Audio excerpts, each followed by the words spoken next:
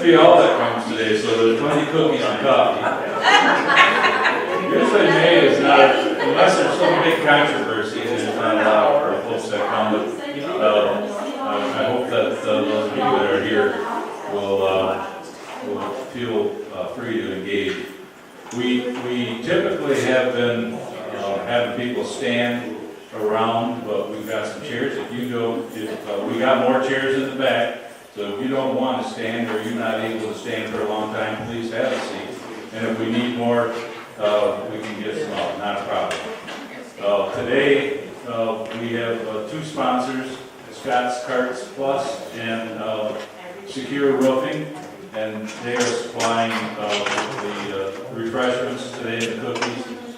And there's also a drawing for 5 ice cream, $5 for the ice cream shop. So make sure you get your name on one of those pieces of paper and get in there. So last night we had our first board meeting, and I just want to recognize some of the people who are here that are board members and staff. If you don't know, why don't you all come up here for a second so that they don't have to turn around to look at you. This gentleman here is Don Van Dueselaar, and he's the chairman of the board. And next to him is Jenny Hager. She's the treasurer of the board. There's Dennis King. He's been on the board. This is your 3rd year on the board, 2nd year on the board. You got another one to go yet. And Jim Huff, who is the secretary, and Raj Grimless, who's on his last year, aren't you, Raj? So, and then from staff, we have Josh over there on the camera right now.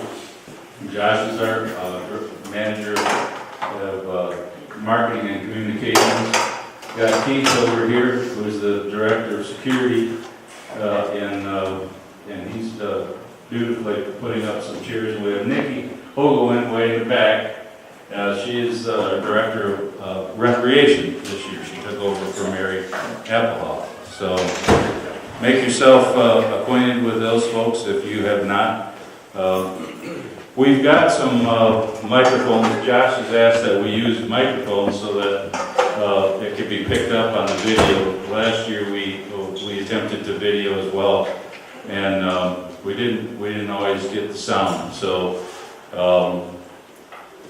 we were hoping to be tapped into the sound system with a remote, but that hasn't happened yet. So we're working with microphones, if that's okay. There's one here, one there. If you got a question, you want to ask something, or if you want to make a comment, just grab one of those microphones and turn it on, and feel free to do that. So, is there anything that anybody wants to start out with any questions that you have? I'll start. Do I have to turn this on? Or? I think so, Andy. Hello?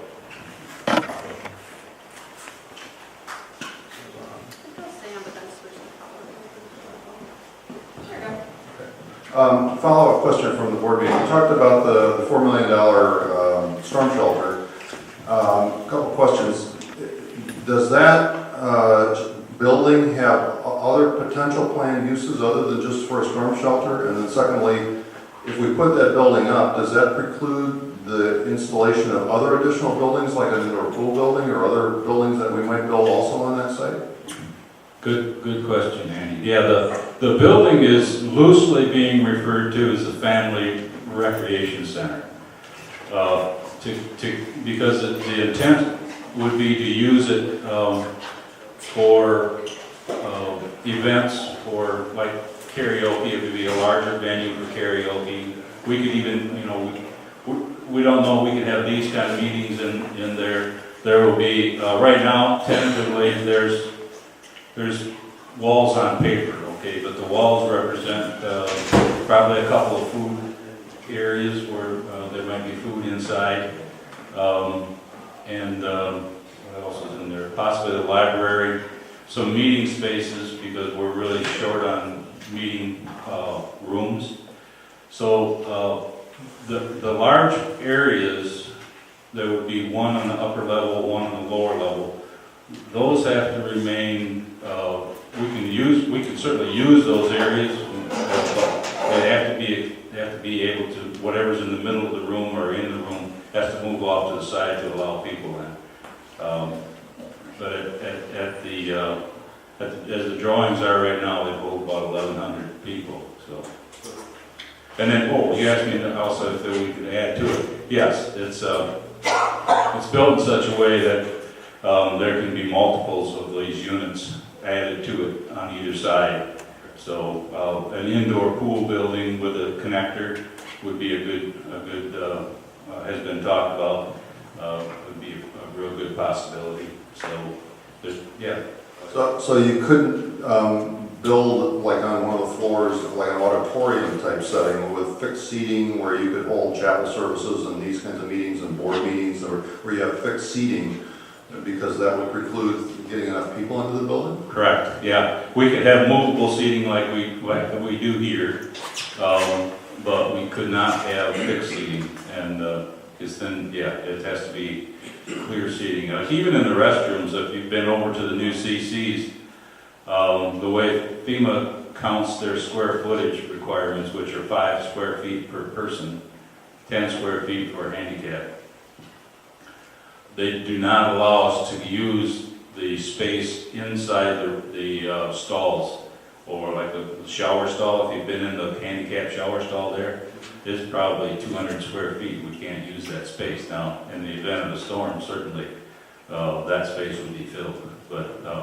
for the purposes of the grant, we can't use those spaces. So yes, they'd have to have movable. So whatever's in those large areas where there's a count for how many people we have to use movable seating. Anything else?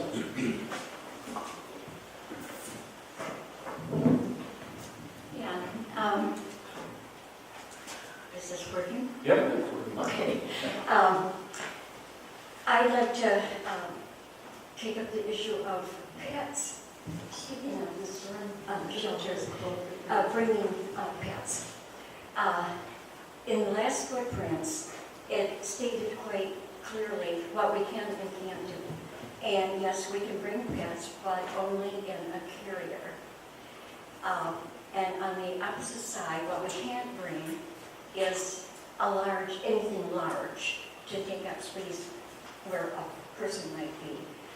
So what do we do, those of us that have big dogs that don't fit in carriers? I've got a 68-pound black lab, and you're eliminating, to me, you're discriminating and eliminating the possibility of being able to take the larger pets to a safe place.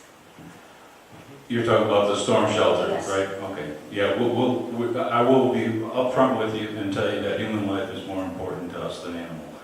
Now that being But said, what's more important over a big dog and a little dog?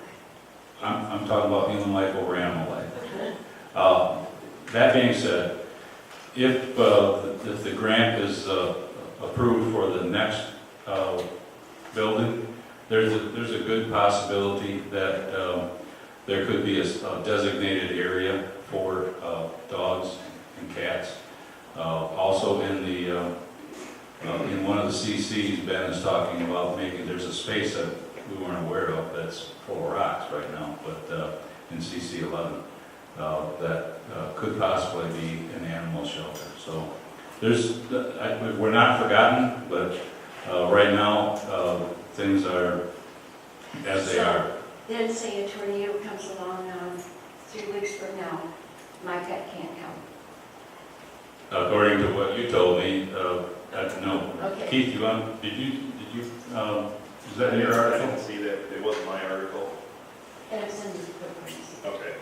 I didn't see it, Okay. and I'm a charter member. I have brought my dogs down there, I cannot tell you how many times, on a leash. I don't see what the problem is with your dog right at your side, on a leash. It's actually comforting to some of the children because they are surrounded by all this turmoil. They're upset and so on. They come over to me, can I pet your dog? And they said, yeah, we talked. And, I would say this, I would at least suggest this, is that if there's no one that's opposed to you bringing it in, then I would, all you simply do is ask. thank you. So, kind of leave it at that. Anything else?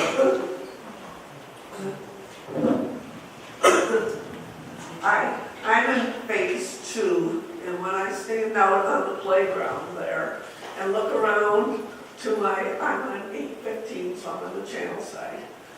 When I look around, it is all cleared, everyone can see the lake, except where I am, on the right-hand side, you're facing phase 3. There's all trees, it's all shrubbery, we are unable to see the lake. I was wondering if there's any plans that you will sometime clear that behind us. 815 on down to the 9. No, there's no specific plan, but I would suggest that, that you contact Ernie, he's the inspector, and tree removal on any green area would be his, and or Ben's and maintenance. So either one of those guys, you could have him come over and show them what you're talking about, and see what they suggest or what they think they can do. It's on green area right now. It's all green. Yeah. We're the only wooded area on the lake. Okay. All right. Yeah, okay, no. Glad you brought it up. Never, that to my knowledge, it hasn't been brought up, so certainly has potential.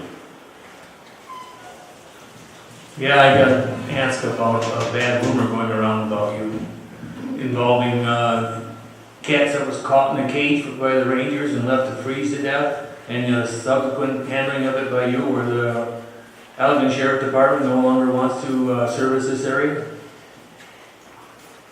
Is that a question or a comment?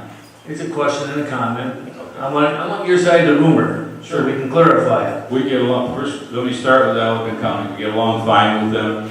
We are now in an animal control program with them and the animal shelter in Allegan County and the health department. That being said, we did not agree with all of the report that they gave concerning what happened there. We had our own investigation going. And I would dare to say that cost Sandy Pine somewhere in the neighborhood of $20,000 to $30,000 in fees and in labor to do our due diligence. It was an expensive thing. That being said, neither the necropsy, which we paid for, the county didn't. We wanted it, we got it done. That was not conclusive as to how the cat died. The cat scored a 2 out of 9 on the scale, health scale, so it was a walking zombie. In the report it said it's likely, just as likely that the cat died of heart failure as having frozen. The cat was certainly a feral cat with, and anybody wants to see that necropsy report, it's available. The cat had a lot of different parasites in it, some of which are not friendly to humans. You don't want to come in contact with them. With that being said, prior to that cat and that report, we have been trapping cats in the park in the off-season. My understanding is about 12 of the cats that were trapped went to a member of the park here, who she took them, and there was no indication of disease in any of those. So it just seemed odd to me that you would come up with one that had so many problems with health when you were used to seeing cats that were maybe not completely healthy, but not unhealthy enough to be anything near this one. So there's a lot of things that we have in our reports that and the suggestions we gave to the Allegan County Sheriff, asked them to check up on.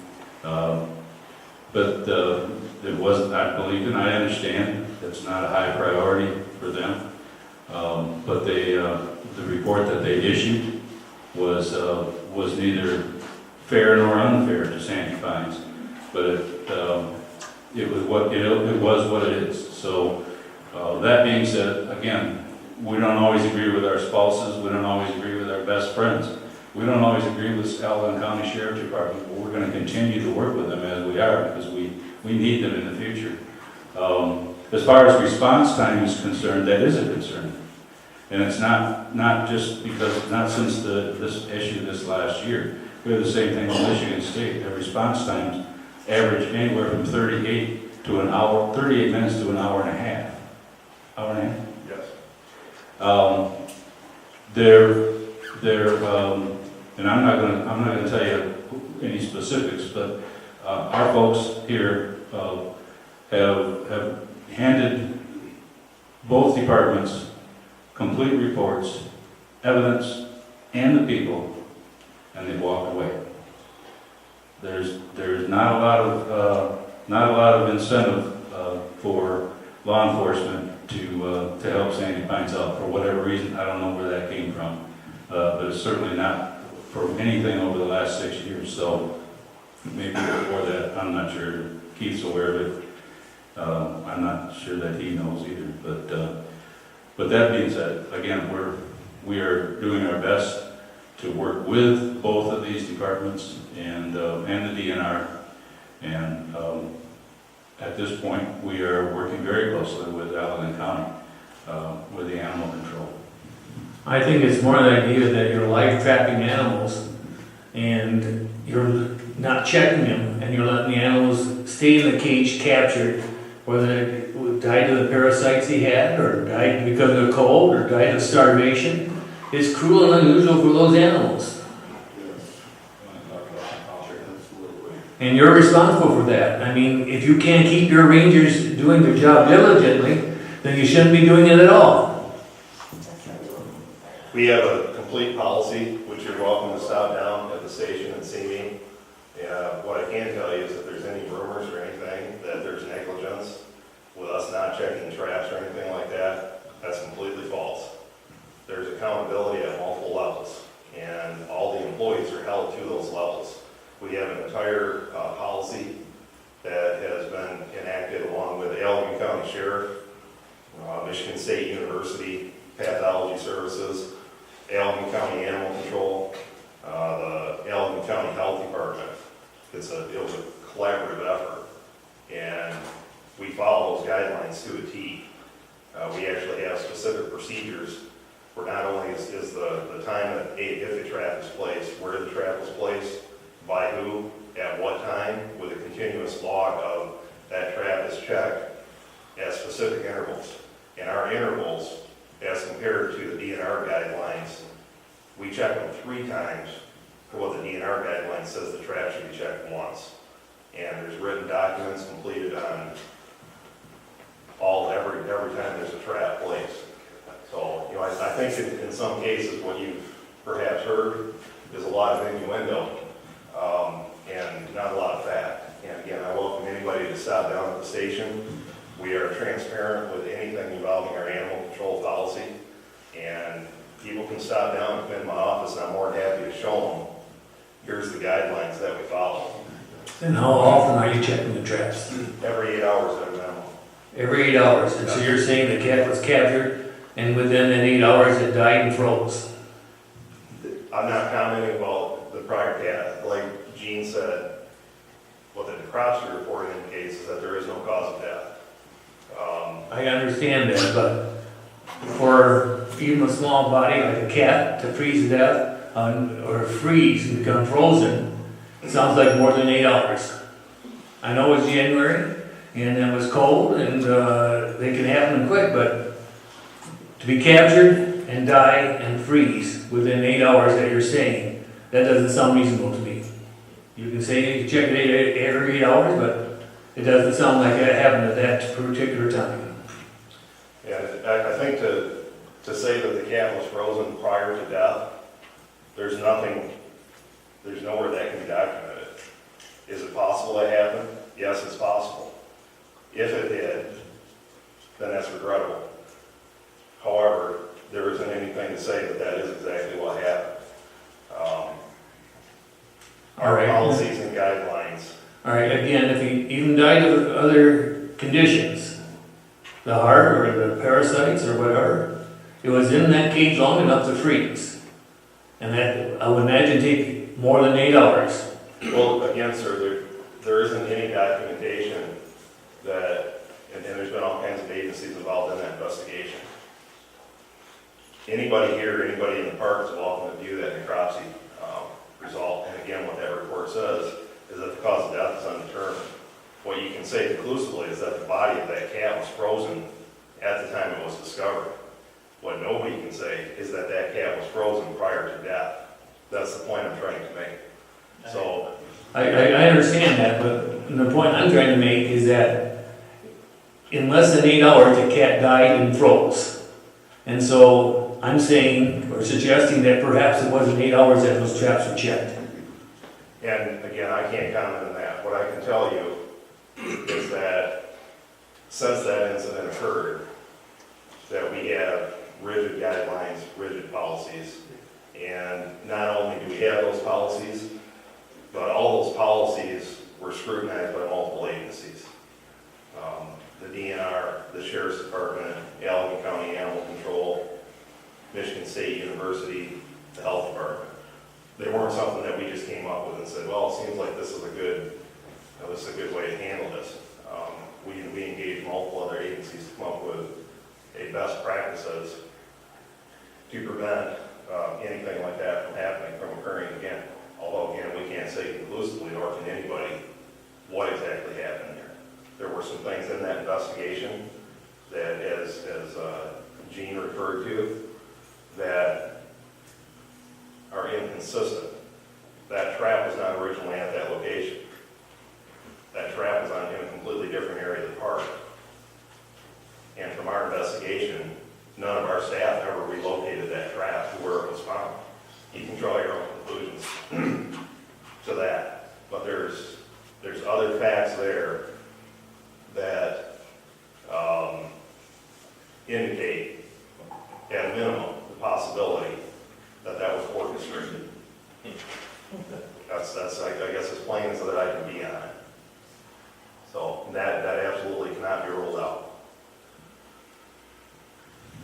So you're saying that someone did it, remove the cage and with a dead cat or a cat caught? I think it's sufficient to say that what's been said is part of what's the investigation's been. And we're not here to litigate the issue, but we are telling you that no matter what the cause was, we've made steps to prevent that ever from happening again.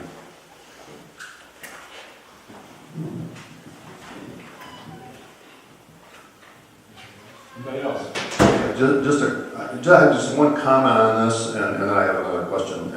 And the comment, and let me tell you up front, I don't like cats. I don't like feral cats. We have them running all over the place in Chicago by our house because our neighbors started feeding them, and they're a mess. And so I don't have a problem with getting rid of them. However, we've been coming many years, and my wife was horrified to find mouse droppings in our trailer this year for the first time. And I said, well, okay, you get rid of one problem, you create a different problem. So, and I said, but mouse traps are cheap. And I said, we'll put traps out, it's no big deal. But, so, I mean, that's the downside, obviously, to getting rid of the cats. And also, they feed on wildlife, they feed on birds as well. We should have more birds too. Our feral cats in our neighborhood in Chicago, they eat, we don't eat squirrels anymore, they've eaten all the squirrels, they eat everything. And so I'm like, well, so I don't like them either. But, so I don't disagree with you getting rid of them, but on the other hand, now we got a different problem, so anyway. Well, let me expand on that just a little bit, Andy.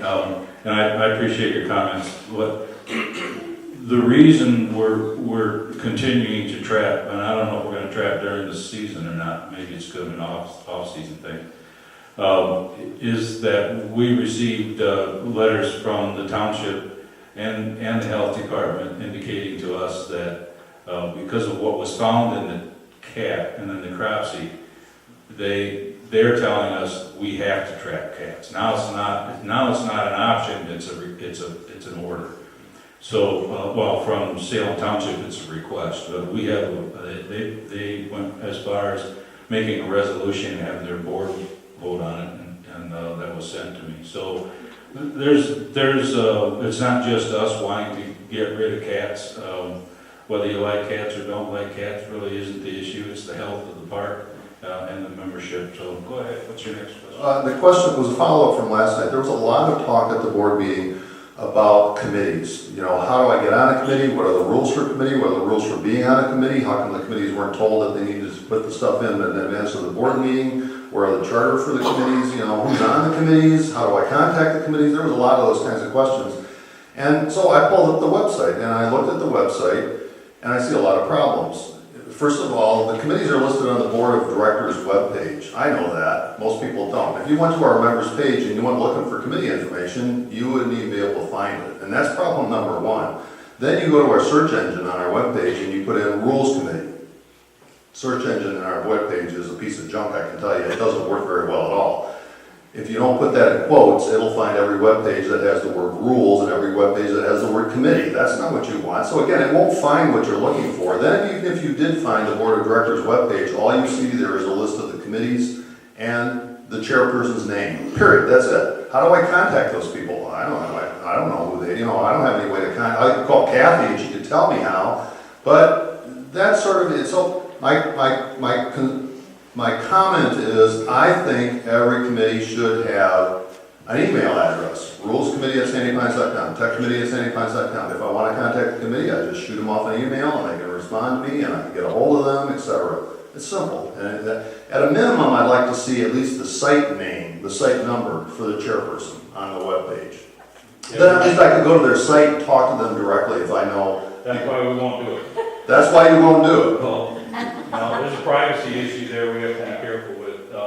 And just after that meeting, I had a chairperson come up to me and say, don't give my phone number out. I don't want my personal phone number out there. Well, and I agree with it. I would not put, because the problem is, as soon as, if I give you my personal email address as a committee chairperson, that's on a very public webpage, and the bots out there that are searching for email addresses will immediately find it and start spamming me like crazy. I understand that. So yeah, you don't want to do that. But I think it's still reasonable to say every committee's chairperson ought to have an email address on Sandy Pines web server so that people can have an easy way to contact these people, because otherwise there's no simple way to contact these committees. Plus, I think the web page ought to be designed so that when I go to the member web page, there's a link that says committees. And on that page are all the rules for the committee's charter, what the purpose of the committees are, how to apply for the committees, what the contact information, who's on the committees. That all ought to be on one web page.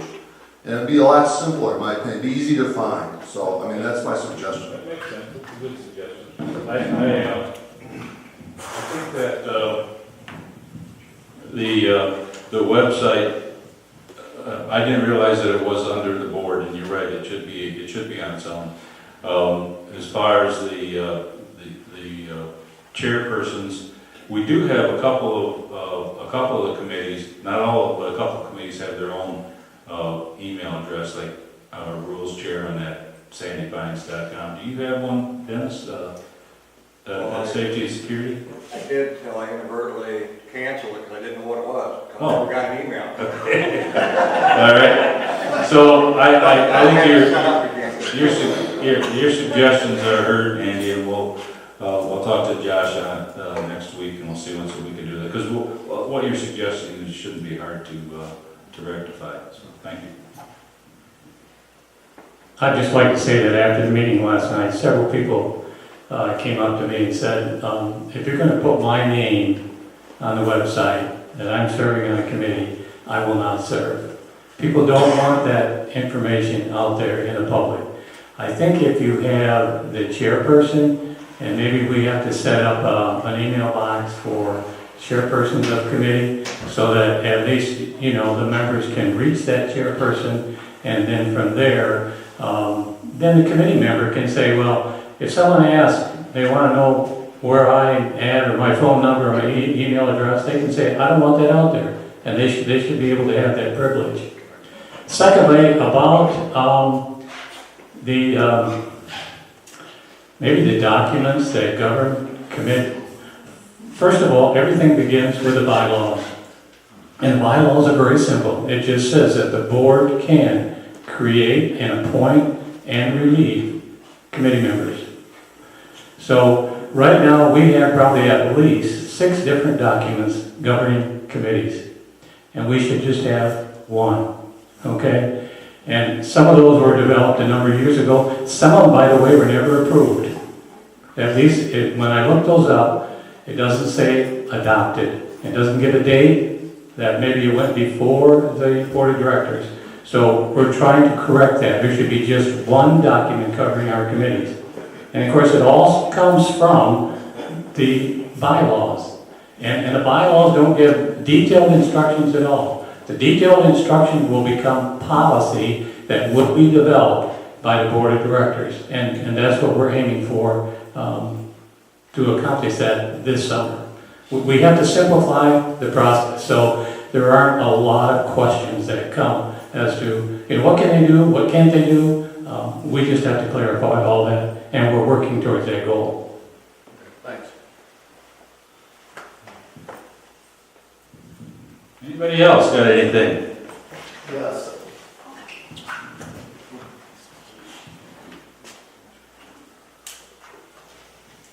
Hello? The power and then there's 2 of them. So I've read both the sheriff's report, Sandy Pine's report, and the necropsy, and they are nothing in common. In the necropsy report, it states that the cat was, all its front claws were rubbed down to nibbles, little bitty pieces of claws, because the cat was trying to escape that trap. The cat was missing more than 8 teeth because it was trying to get out of that trap. It was Let me stop you there. That's not what it said in the report, that it was missing teeth because it was trying to get out of the trap. That was a fabrication on your part. no, the cat was missing teeth. There was blood all over the trap. The cat was missing teeth. The cat was missing teeth. Whether or not what you think it is, these are all fabrications, I believe, on the park's part, because the cat don't just simply miss teeth. The cat was physically frozen to the ground when the officer came. Physically frozen to the ground, where he had to peel the cat up off the ground. And to state that somebody may have put a dead cat in that trap and sat it there next to the dumpster is absolutely crazy. This is I think it's nuts, because the folks that were watching this the whole time have seen multiple times. They kept coming down to the ranger station, talking to some of the rangers, asking them to check the traps more. Because we have seen and documented traps open, baited, with snow all around it, with no footprints even coming into the trap. And it hadn't snowed for 3 or 4 days. These are facts. We had tried to trap as many cats and get them out of the park because of the feeding ban immediately. And we were doing this all fall, and then told that we could no longer try to get them out of the park to a safe space. We actually had a group that was taking the cats into the safe space. We had trapped these cats and gotten them fixed for close to 10 years, doing it out of our own money. And to have this happen is super regrettable. It's fairly outrageous, and I don't know why we were stopped trying to get the cats to save their lives to get them out of this park. And when you say that cat had a tube, yeah, it probably had a tube because nobody could no longer feed animals in the park, which is why we were trying to get them out. This is not one or the other. But to say that people actually put a dead cat in a trap and sat it next to that dumpster is crazy. All right, thank you for your comments. Anybody else? I was just curious as to what our rangers are considered. Are they rangers? Are they SWAT? What are they? As of last June. What is their name title? Public Safety Officer. Public Safety Officer. Yep. and they fall under the security department. And on a broader term, the public safety office, which was the old ranger station, is where now there was a split in there where we have a emergency services director, which is Steve, and that's all mainly medical and emergency, like weather-related stuff and training that he does for the staff, and he will be doing for members in the park. And then the other side of public safety is the security part, which is what Keith does. And so the proper term, we're always going to call the flea market area, the flea market area or the teepee area, and they're always going to call the park president the director, which is fine, but and we're always going to call the public safety officers rangers, but we all, we're that's the idea, was to make a change, not only in look, but in the type of training they're getting, and in the quality or the skill sets that are present in a person when they're hired, in the new hires. So we've been very diligent at working at getting people in here with a law enforcement background is preferable, and we've been pretty successful at it so far. Are you still looking for anybody, Keith? I'd like to have another seasonal person, 40 hours a week. Matter of fact, any of you folks in here were advertising for that. It would be mainly an office staff. On my patrol side, I'm probably okay on for the year, but I am short for staff and stations right now. So if anybody has any suggestions, or they know somebody, perhaps somebody that's in college in a criminal justice program or something along those lines, is willing to work weekends, holidays, first, second, or third shift, and could be present 32 to 40 hours, have them send me a resume, and I'll be happy to look at it. So we're in a building process, but and it's not that we haven't hit some speed bumps. We have, overall, it's coming along pretty nicely. I guess I just seen one day one of the officers in SWAT tactical gear. I mean, they got the rip off nameplates on the back of the shirts and stuff like that, which SWAT does, or FBI or CIA. Yeah. I don't know, I didn't think we were gonna have a riot here at Sandy Pines, that we needed to be in SWAT tactical gear. I'm just curious if one of the 50 cals are gonna be on top of the Jeeps. Next week. Okay. No, there is a chance, been a change in uniforms, and that was a collaboration of a number of people that came up with those. As far as don't let the looks intimidate you. These folks are people, and feel free to walk up to them. Feel free to engage with them. It's my hope, and I think it's Keith's intent, to be more community. I have folks out there that are more community-minded and more interested in having a relationship with members, as opposed to sitting on the dam with a speed gun. So, thanks for your question. Jean, what is your position on having some feral cats in the park that have been spayed and neutered for the sake of the mice and squirrel problems? Well, it's not my choice. It's still, we're under the direction of the health department and the township directions and the sheriff department. That being said, I don't expect that we'll ever clear them all out. But as far as the rule is concerned that was passed last year for feeding, I don't see the rules department changing it, or the rules committee changing that, nor do I see the board backing off of that either. So as long as they can't be fed, the assumption Well, could they'll be. find the mice and squirrels then. Yeah, that's possible. That's possible. I rescued a kitty out here last year, about 9 months ago, and I love her. I wasn't going to keep her, I just took her to the vet. She's mine now, but, and she's an indoor cat, and she's been spayed, neutered, all her shots. But I worry if she gets outdoors and runs, which she doesn't want to, but if my grandkids were here and let her out, I would worry that she'd get caught and Yeah.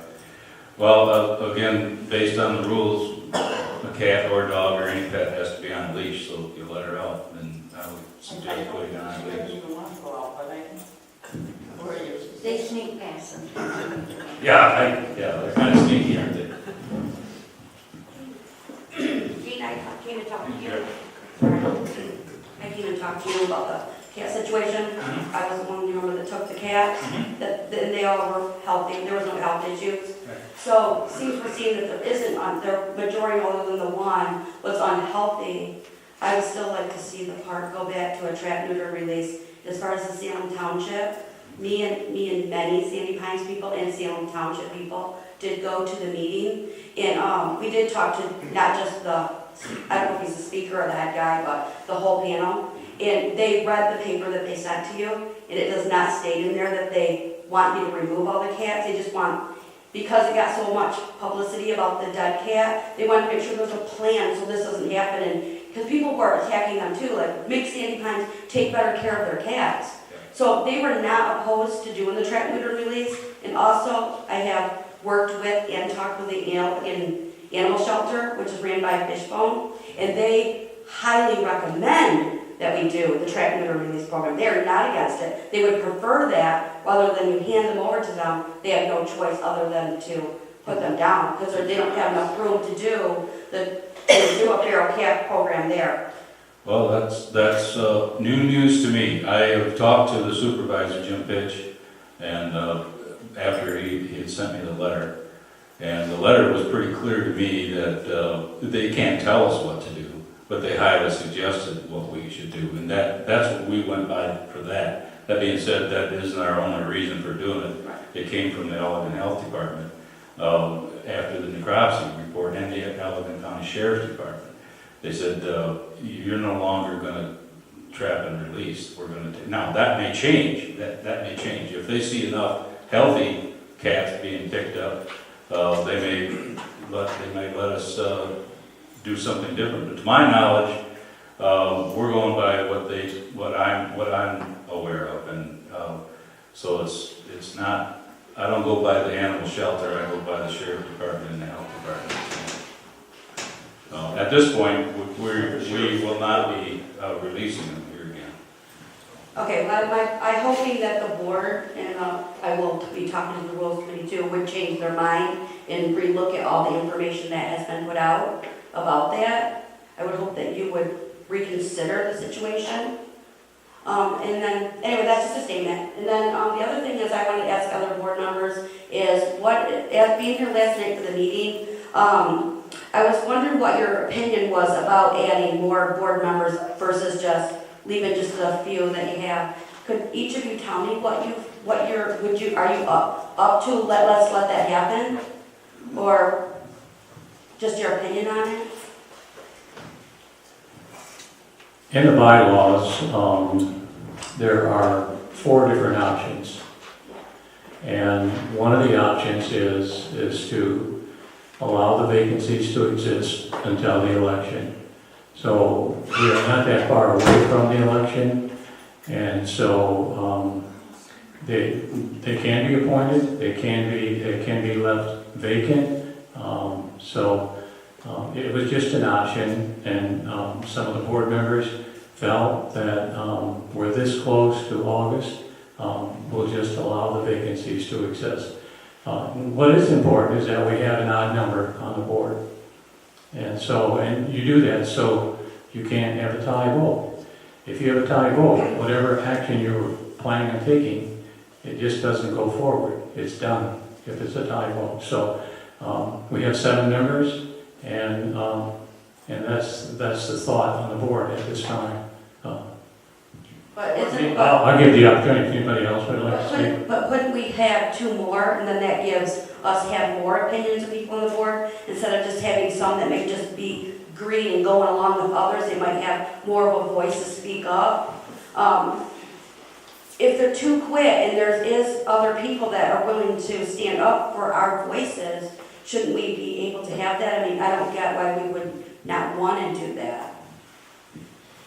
My opinion is, I don't know if everybody's familiar with this whole procedure as far as when someone runs for the board. It takes, first of all, that person has to get petitioned, and I'm not saying in this case, this is an unusual case because we as a board have the right to just choose this person right here to put on. Now, how would everybody feel about that? That we haven't vetted out that person, they haven't went and got their signatures, they have not put out their bio, they have not let everybody speak to them and get to know them, they have not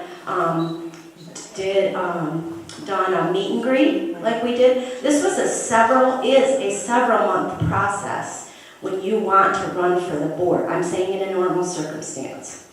Then the entire membership gets to make the decision and vote. Now, I don't feel it's fair to the members, and I don't feel it's fair to the board to go and handpick 2 people. Nobody's going to be happy with that. The public is going to say, you picked somebody that was your best friend. You picked your neighbor because you like their views. You know, I just don't think that's fair to mainly the members. They should be able to have a say. And the other thing is, June is the month when all this process starts. That's a couple weeks away. So I think to be fair to everyone, we just need to leave the vacancies and we need to let the vote take place for new members along with replacing those 2. That's how I feel about it. Thank you.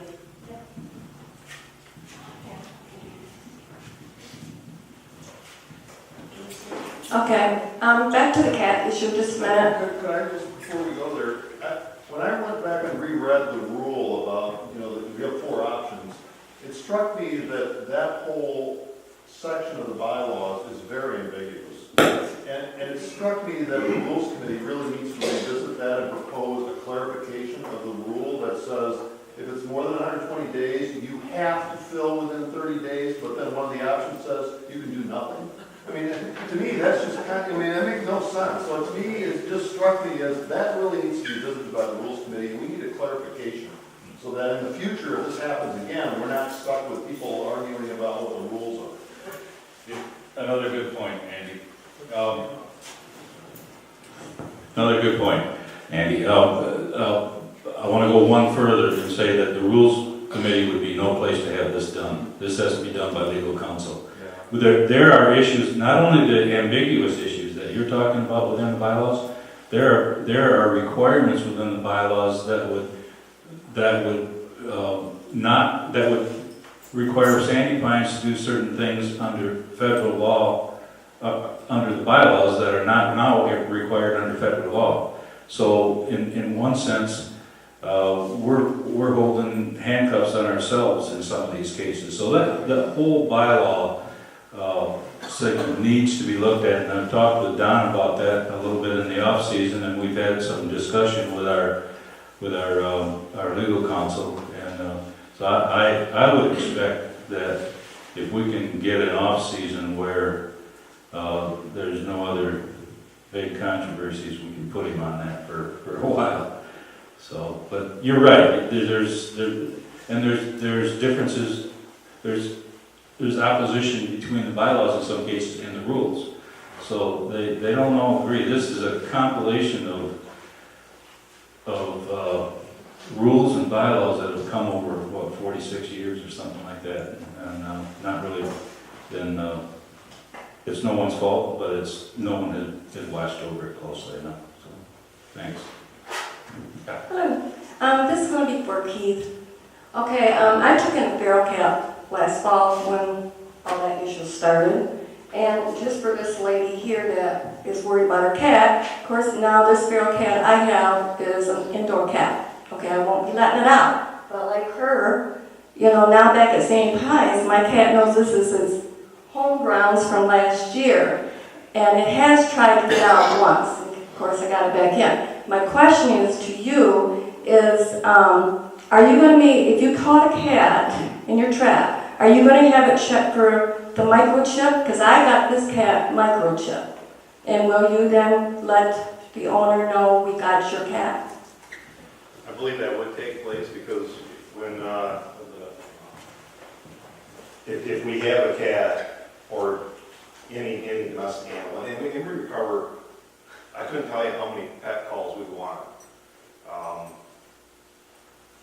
Folks' dogs get loose. Yes. And we recover those and we take every effort that we can to locate the owner and reunite them, with their pet. What if we just had a collar with a tag? If you have a tag on it and it's a domestic animal, then we'll contact you and we'll return that animal to you. If it goes to the sheriff's department where they're picking them up, and just one other point I'd like to make on this, we're not making the decision on a disposition of a feral animal that's in a trap, with the exception of native species. So if we have native species in there, raccoons, skunks, frequently possums, things like that, as long as those animals don't appear to be diseased, then we're releasing those animals.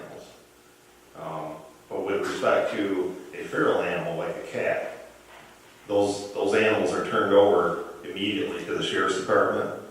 They're transported to the shelter, and we are not involved in that decision process as far as what takes place. But my expectation would be that with any shelter, that they would look at an animal, and I would think you could fairly quickly make a determination, is this feral or domestic? It's wearing a collar, has tags, and I would assume that they scan them as well. Okay, so you won't be scanning them? We do not have the capability to scan, but So a collar and a name tag is, my dog doesn't leave home without it. So, okay, let's say, I'm going to just use an example. Let's say my cat gets out. Okay, and I haven't seen it for 2 days. So do I come and notify you, or do I notify the shelter, or what? Because, like I said, my cat now has a microchip on it. And so who do I contact right away? I would suggest contacting both. If you Okay. have a domestic animal, we take these calls frequently where people will call and they'll say, whatever, my dog ran out and here's the description. Yeah.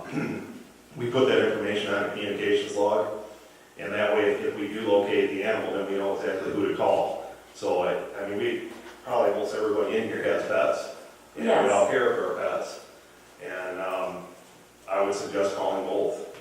It's going to up your chance of being reunited with the animal. Yeah. Well, I hope it doesn't get out again. Thank you. Yeah, you're welcome.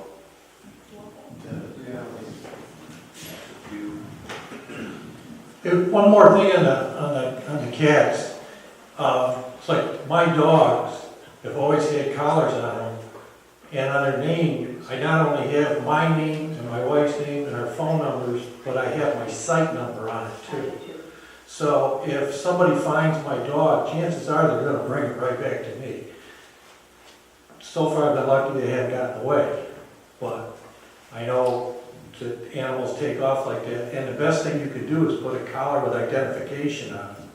Collars are not good for cats, especially if they're feral cats and they go hide under things and they get caught and they'll suffer and die there. So that's not a good thing for a cat. Okay, I'm sorry, but I thought you said it was a house cat now. So. It is, but it was a feral cat last year. Till Rules Committee made the rule that it couldn't be outside anymore. So I rescued this feral cat. Well, it was nice back at home. I tamed it all down. Now I'm back at Sandy Pines. Oh, well, we're back here. And he wants to be back outside to its old hunting grounds. Do you understand what I'm saying? You do not put a collar on a cat, because if they get loose, they'll go under something and get caught. So it's not like a dog. Okay, well, I don't have cats, so I didn't know that.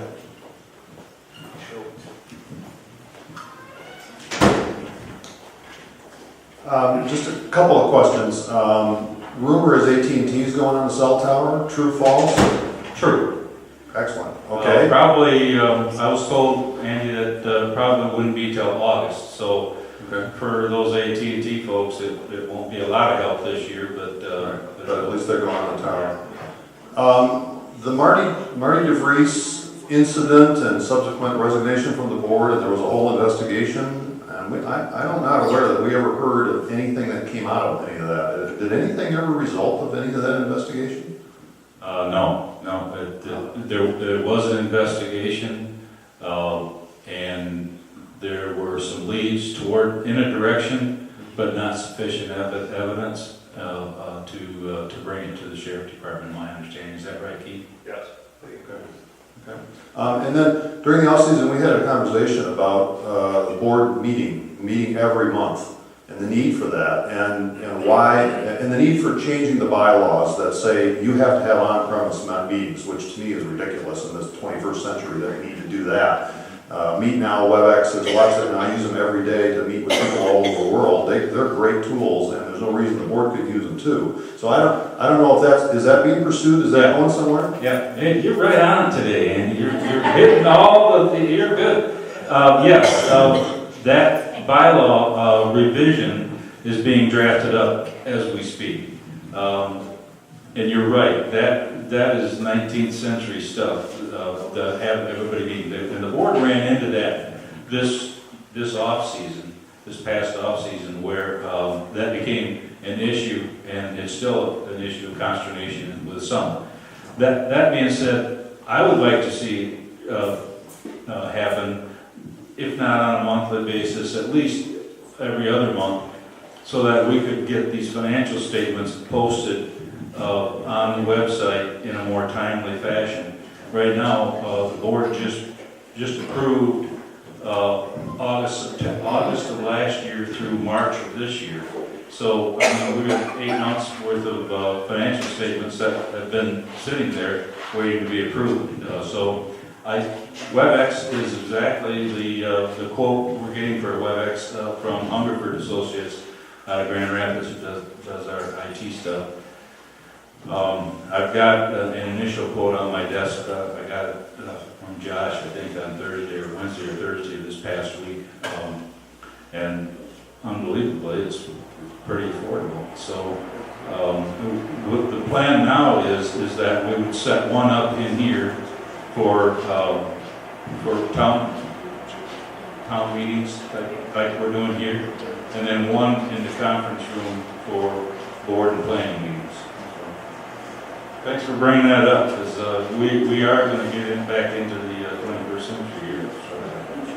With that being said, would the members here be able to do live cast, get on their computers, watch the meetings and stuff like that? Yeah, you'll be able to. My understanding, again, it's pretty new yet to me, but there will be a control panel in person running the sound and running the cameras, and they'll have a computer, a screen, so that people can ask questions over that, or and I haven't been convinced that this is a good thing yet, but to have people ask questions with have them show up on a screen. I might be in favor of that if there was a delay, because you never know what kind of language people are going to use. So, they do it on TV. I'm not saying that won't happen, but it would be a huge improvement for us here. Not just for the board, but for the membership as well. Yeah, typically, like in WebEx, there's usually a chat window, and usually there's a moderator that watches the chat window, so that at the end of the meeting, people can be posting questions, and then they can be addressed at the end of the meeting. Okay, all right. Yeah, that's certainly Good. Good questions, good comments. One of the activities that we participated in last summer was the Cup and a Buck, or, the Tuesday morning coffee. I went to the library and it's pretty small. 30 people are not going to fit in there. What's the plan? Where you met last year, Yeah. in the current conference room, there's still tables and chairs that are available in there, so I'd go in there. Dave is going to be there on Wednesdays with the chapel Bible study. So it is the board conference room, but it has to double up as a meeting room. So you would want to check with Kathy to make sure that is available on those days. But when it's available, which I suspect, what day is that on? Tuesdays. in Tuesday the morning, right? 9 o'clock. Yeah, which is, yeah, unless the park has or the administration has a conference going on for some reason or another, I'd suggest seeing if you can get back in that room. So I think there's about 40 chairs in there yet, and. Yeah, we used to have about 30 quite often. Yeah, okay. That was a nice Yeah. camaraderie of Yeah. getting to know all the people. Yeah, no, I'd suggest trying to get that, because you're right, you won't get that many in the library. So, okay. Yes?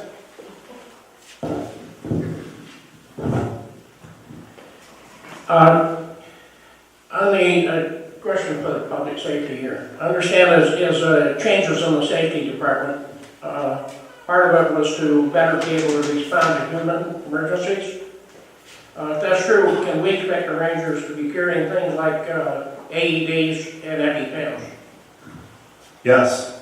I'd like to have 2 more AEDs right now. They're at perfect world belt budget issues to consider. I've actually had a conversation with Nikki recently. There's some foundations that we may look at, but what I have right now is we have an AED at admin, retail laundry, the water park, and I have 1 that's mobile.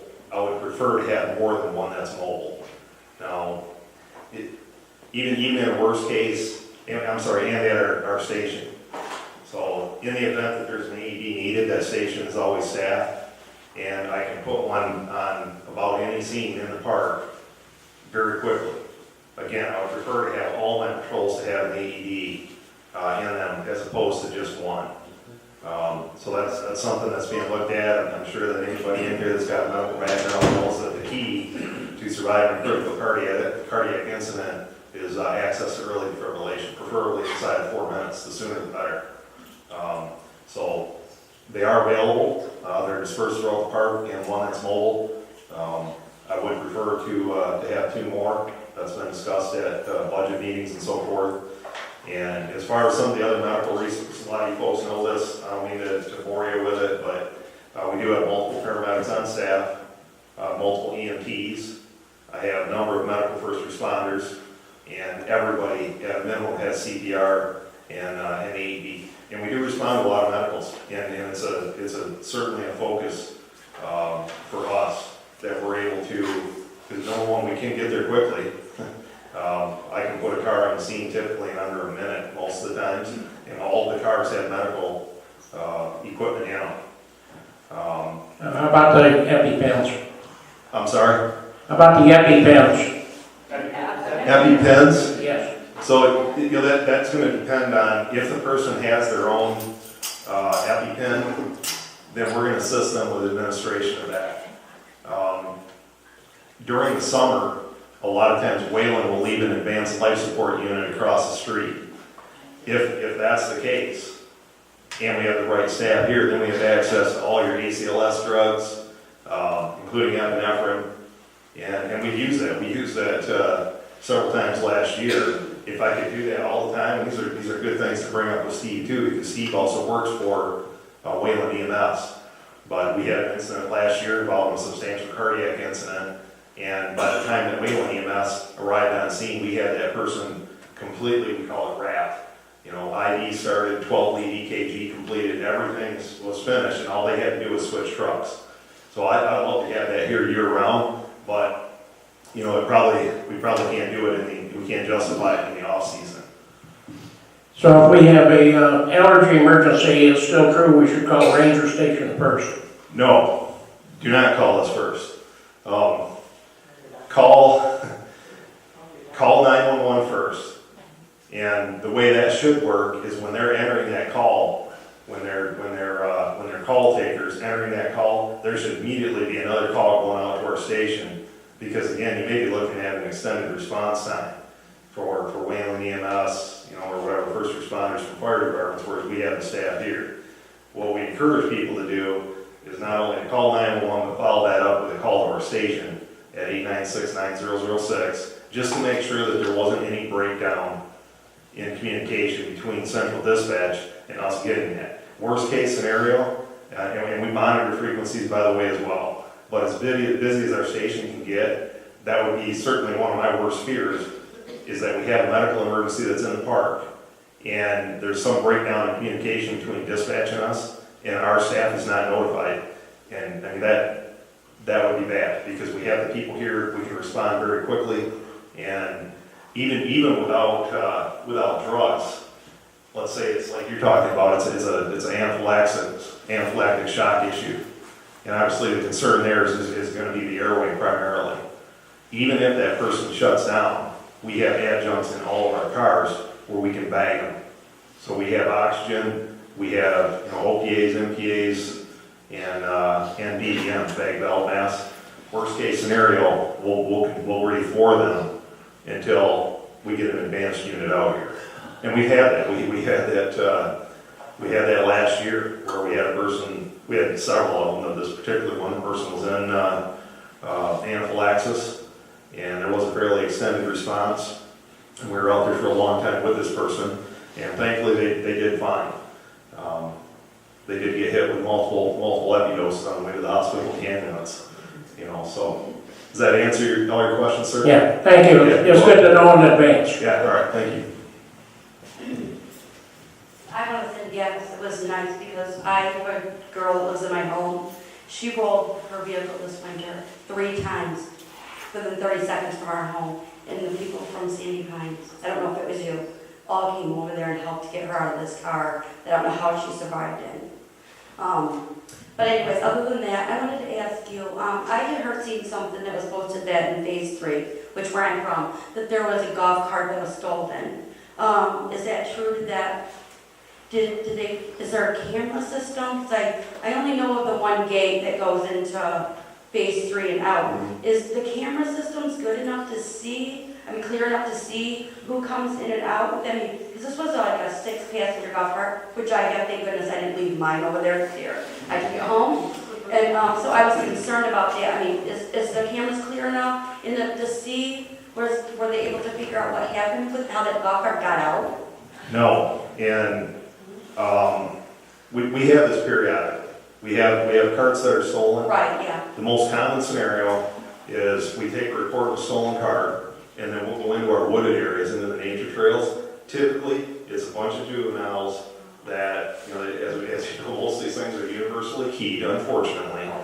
And groups that are out on foot after hours, and they grab one of these carts, and what do they typically do? They run them either over by CC13 off the cliff, or they take them into the nature trails and do damage to them and leave them abandoned out there. More of a joyride type of thing. Did they find In this case, that one, that is an open investigation. I can tell you guys, it's a blue and white, 6-passenger. It's quite a new car, and it's got distinctive aftermarket wheels on it. Large tires. It's an expensive car. We do not have footage of that, and we've checked our nature areas as best as we can. It's kind of wet back there. We have not recovered that car.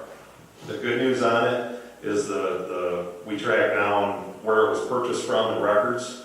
So that car is entered into a system called NCIC, so that if anybody runs a serial number or a VIN number, it's going to come up as stolen.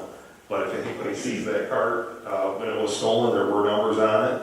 It's a little bit unusual for here in that it looks like that car was stolen and taken immediately out of the park, which is a little bit unusual. So. Thank you. I have another question for you. Well, I didn't ask anybody to answer, I don't know if you would know. You said that the AT&T was coming to the cell tower. Now, the cell tower is on the property that we own, Sandy Pines, right? Do they pay us anything to have that here? Is that just something we get revenue from? We do. Not only did the tower get put in without any cost to Sandy Pines, they leased the property from us as a percentage of the number of providers that are on the tower. And we can have up to 4 providers on that tower, he can, the developer. So right now, there's only the one, Verizon, and AT&T has made the commitment, and hopefully we can get 2 more. It's taken longer than I thought to get 4 providers, but that's me. And I guess I'm impatient, but I asked the developer if this was unusual. Are you having a hard time? He said, no, it's not unusual, and he said it'll happen. You just gotta keep working away. I think the cellular business is changing.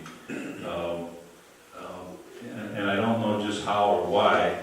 And you heard a lot of things about cellular coverage now going to possibly connecting to electrical meters like we have from consumers, where they're automatic, or so that each one would be a tower, so to speak. So you everywhere you go, you just connect it to one of those. There's technology that I'm sure that's changing, and maybe that's some of I'm just trying to justify it myself why it's taken so long, but he doesn't seem to be concerned about it. That's called 5G, by the way. 5G? All right. So it is technology that's available. I do 4G network support, so I'm very familiar with 4G and 5G. All right. Yeah. Can I make a comment on the golf carts? Mine was stolen this winter down in Florida. In a half hour, they cleaned park out.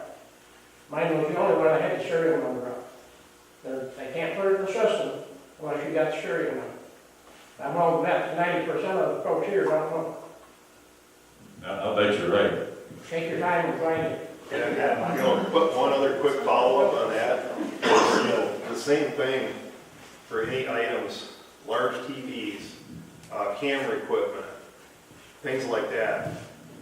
If you guys keep that on your sites here, I would recommend going around with either a camcorder or a camera and take pictures of these items with what they are and with the serial number, because any item that has a serial number can be entered in NCIC. And any person, any law enforcement officer that later encounters that item, they're going to check it, and hey, that's stolen. Not only is it stolen, it'll show what agency took the report, where it was stolen from. You're going to get an arrest off in that. So we don't have a high incident of property crimes out here, thankfully, but we do have some. And I think it's unavoidable, given how many people we have in here, that you're going to have some degree of property crimes. They all bother us. We have a couple of open investigations right now, and we continue to work them as long as they're open. But again, great suggestion from him. Any equipment like that you have, power equipment, anything that's got a serial number, if you can just take a couple of minutes, record that serial number with a description of the item, hopefully it never occurs. Hopefully you never have to call us over there and say this or this has been stolen. But if you do, that'll really make the process go a lot smoother, and it'll increase the odds of getting your property back. Just a couple of comments about where are we in terms of upgrading security cameras in the park? You know, I can easily envision park-wide Wi-Fi, because most cameras today are Wi-Fi capable. And if we had park-wide Wi-Fi, you could put cameras along every major road. You could put hundreds of cameras through this whole park and monitor the entire park from your ranger station and monitor anything that goes on in the park. I mean, the technology's out there. I have 4 high-definition cameras that I can watch everything that goes on my site from my phone, anywhere I am. And it's great technology, but I'm curious, are we pursuing that? Is that going to be? Yep. There's been, the budget has approved, I think 36 new cameras to replace the cameras that are out there now. We were going to do half of them this year and half next year. Although when we had Hungerford come in and do an assessment of the support system before it gets to the camera, they recommended to us that we need to have a better foundation before we get the cameras. Don't put cameras in until you can support them. So that's kind of where we're at now. We're waiting for another quote on what they want to do there. Bringing in, we have fiber going all the way around, but we don't have that many breaches coming into the park. We have one at the ranger station and one at admin. So they're looking at running more fiber spots. Were you in that conversation, Keith?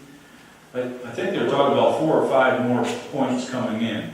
Yeah, if you're going to run fiber to every one of these cameras and connect it into your network directly, hardwired, then that's a lot more difficult than having Wi-Fi capable cameras that can just Wi-Fi system Yeah. that we already shut down years ago because it wasn't sufficient. But- we don't want to get back into that one again. No, I would agree. You're right, hardwired and tying them directly to the network is the best way to go, but it's difficult to do. Yeah.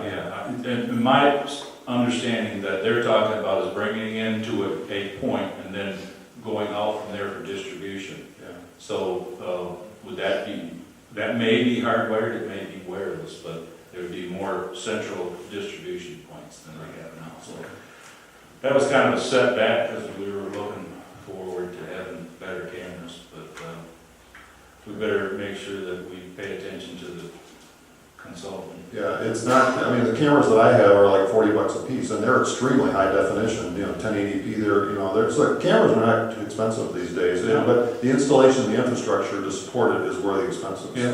Yeah, that's what we're finding out, so.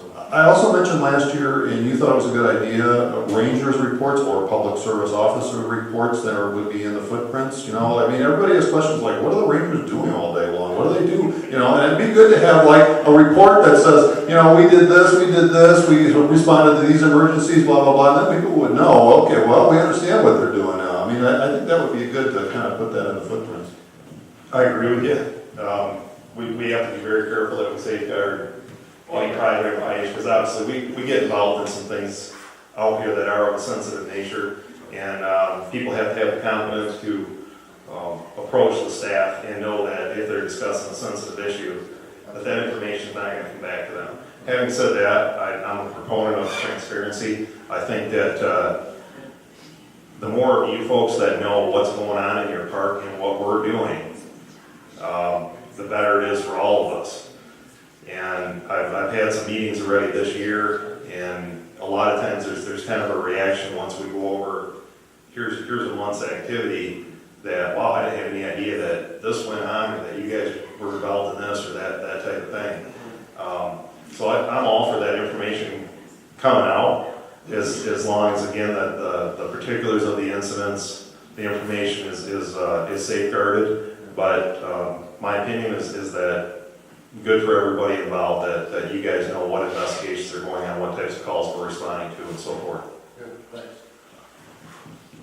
I would just add to that, Andy, that the board, Keith is supplying the board with summaries of each situation for each month, and you got March and April this past week. So what I think would be, if what I've suggested to Keith is to bring a summary of the summary to the footprints, and just list the type of call and how many of those you may have had. So hopefully we can get that going. Okay, I got something else I want cleared up. Either Eugene or Keith could answer this. Okay, to sign somebody in, if I was going to sign somebody in, but they're bringing other group of friends of mine with them, do I sign them all in, or do I just sign one? The one that's driving? Yeah, our standard with that is, if you're a member and you're going to sign in a guest, let's just say hypothetically it's your son, and your son is married, and those folks have 2 children. So 1 pass per car. That's our standard. So you would sign in one of those folks, they would go to the main gate, and no, we don't expect you to complete a guest pass for your son, his wife, and their 2 children. 1 pass per car. Okay, so another thing is about this. Let's say my daughter, she's an associate. I'm not talking about one sitting here, another one. Okay. If my sister-in-law was going to come out with my daughter, do I sign my sister-in-law in? She's coming out with my daughter who's an associate. Are you in the park? Yeah, I'm a member and I'm in the park. You're in the park? Yes. And would she be coming in the same car then with? With my daughter. Yeah, typically yes. no. Typically We're no. not going to demand a guest pass for that. Again, it's going to be your daughter's an associate. Some of these get to be, but here's kind of my dilemma with that, is in a perfect world, I'd like to at least have a name and a date of birth for each person that comes into this park. Because and whether it's a contractor, whether it's somebody's bringing that person in as a guest, so that we have some recourse. Because unfortunately, and this year is no exception, we've had people that have come in that none of you folks want in this park.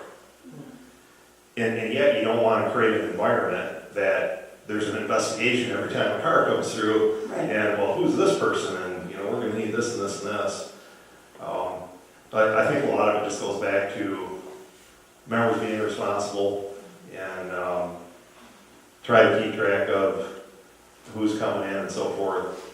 But yeah, and answer your question, if she's with the associate, that person's typically not even going to be asked a question as to Okay, just who want to are make you sure. with, unless there's some history there or there's some other kind of behavior that alerts us to look into it further. I just heard last year there was some issues with all this, so, and I know when the garage sale sites come, my sister-in-law likes to come out with my daughter, and I just want to make sure if I have to sign my sister-in-law in when she comes with my daughter. That's all I wanted to know. Okay. All right, thank you. You're welcome.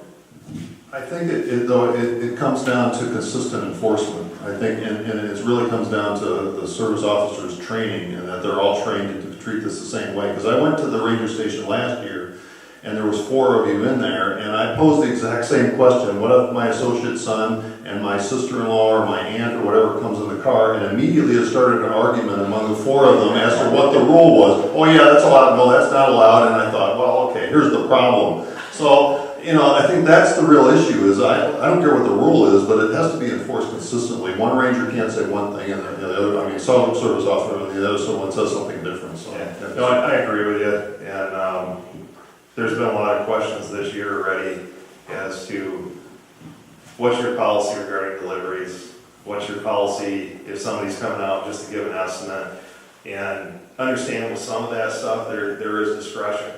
So the answer that you're going to get, maybe, as opposed to a black and white, maybe kind of a discretionary answer, and here's what our typical practice is. And with regards to deliveries, we don't typically charge for deliveries. What we ask is that the member call and say, I have Acme Furniture coming out, and my name is such and such, and I'm at this site, and we expect them here on this day. They check in, yep, we wrote it down in our communications log, here's how you get there, sir, here's how you get to the site. No problem. Same thing with an estimate. So again, some of that stuff won't be black and white, but I will certainly strive for consistency among staff. I had an issue big time last year when we got a new ranger at our gate in Bay Street. Been there, I think 17 years now. And never had a problem until last year. I have a young girl that lives with me, and she's a teenager. And I would bring her out here, because I would stay out here to watch my grandkids in the summer. And I'd bring her out here with me. I have one golf cart. I don't usually let them off my golf cart because I got the little ones and I want my golf cart. So she would go over with my daughter once to get ice cream in my daughter's car, which is associate. My daughter's an adult. And coming in the gate, they wouldn't let her bring her back in, even though she was already in, because she goes, once you leave phase 3 and go over there, you're considered out of the park. I had the same thing happen when she went with them over to go kayaking with a couple of my other, they're adult children, but they're like 18, 19 years old. She went over to go kayaking with them, and the same thing happened. She would not let her come back in and even threaten to give me a ticket.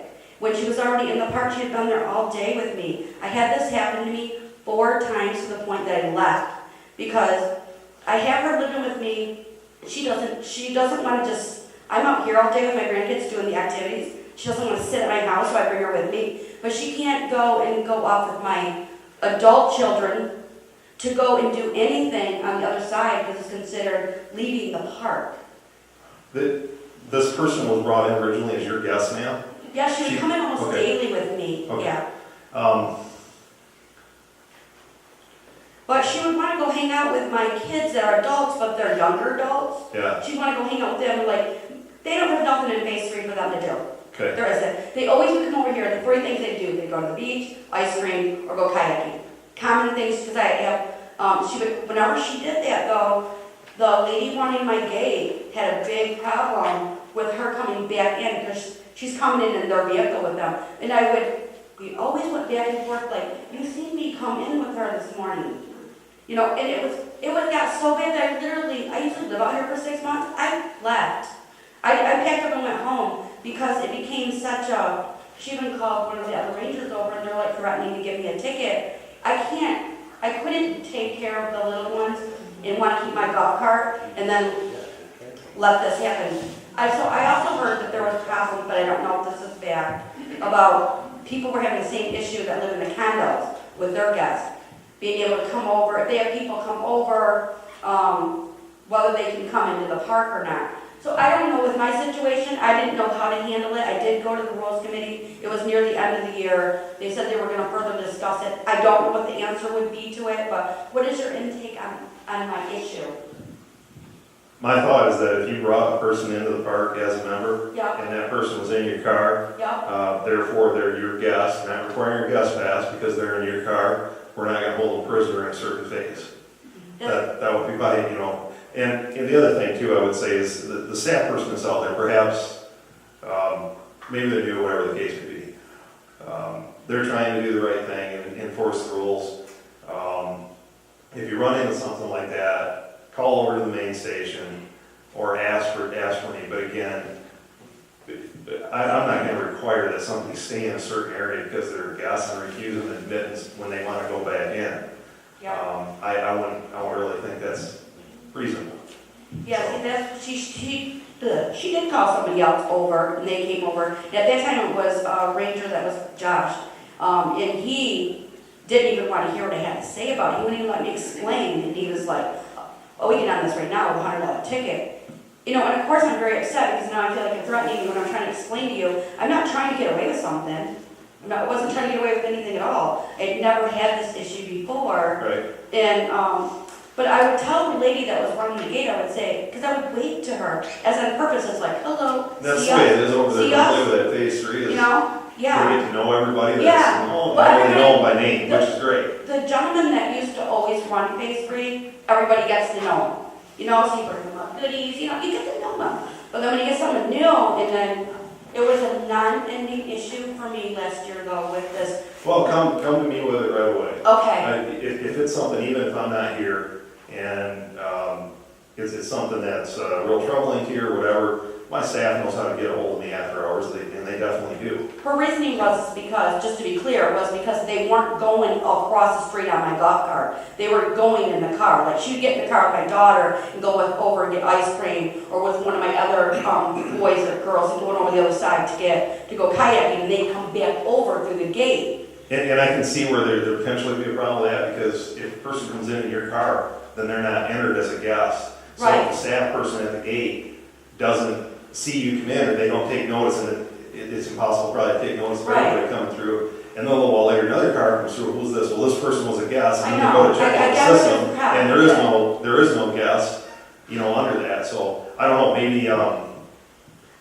one way to resolve that is when you have that person come in as a guest, you anticipate them leaving, is to bring that to the attention of the person that's at that gate and say, you know, this is Sally, and Sally's my guest for the day. But at some point, she is going to leave, and she might be with some other family members, and they go to the water park, and I just want you to look at her Okay, face, and you know, this is my guest. Well, her answer to me was always, every time we debated it, which there was 4 big debates, is she wanted me to have her buy her a pass. Okay, and I said, well, she's only a teenager. She's not coming in a car. Where is she supposed to stick the pass? On her person? Because she's not got it. You know what I'm saying? I wasn't trying to be cocky. I was being realistic, but really, what was she to wear it? I didn't know. You know what I'm saying? I do. Okay. Yeah, and then like I said, the only thing I can suggest is to bring that person to the attention, Okay. maybe quick introduce them. Yeah. And that's pretty friendly. I mean, they all are. I don't mean to infer that the other areas are not. But because that station's slower, the people in there, they typically get to know a lot of people. Yeah. Take the time to introduce them and just, you know, maybe that'll eliminate that. Okay.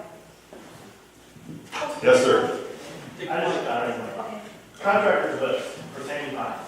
Do we have to use those people? Okay, if I got to put a new roof on. I got sticker shock was the one that quoted me on Sandy Pines contractor list. which I don't know, maybe that is the average cost.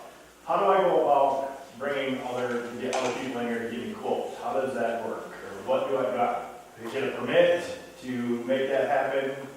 Ernie's gonna deal with the permits and things like that, but this question just came up just recently, and the question was, if I have a service coming in here, and all they're doing is providing an estimate, I'm not gonna require that you have a pass for that.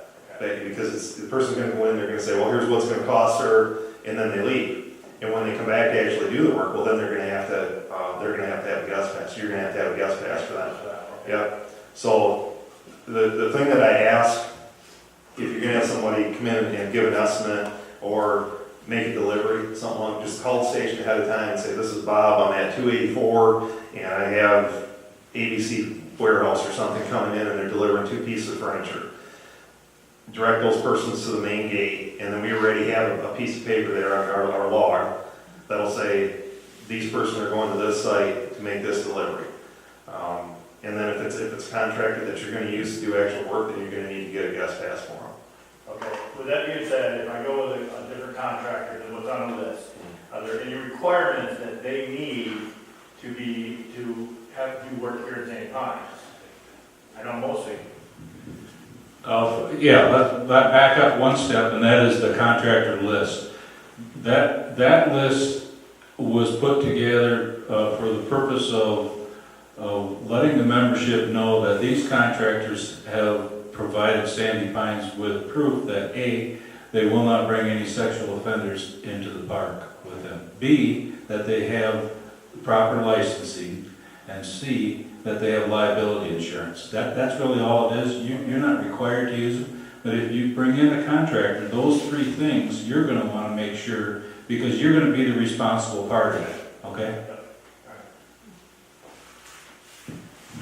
Just a follow-up, I would really love to see on the Sandy Pines website an improvement to the contractors list where we have the equivalent of an Angie's list or something like that, where members can rate these contractors and give feedback, et cetera, so that when you look at a list of contractors on the list, you can tell who are the good ones and who are the bad ones.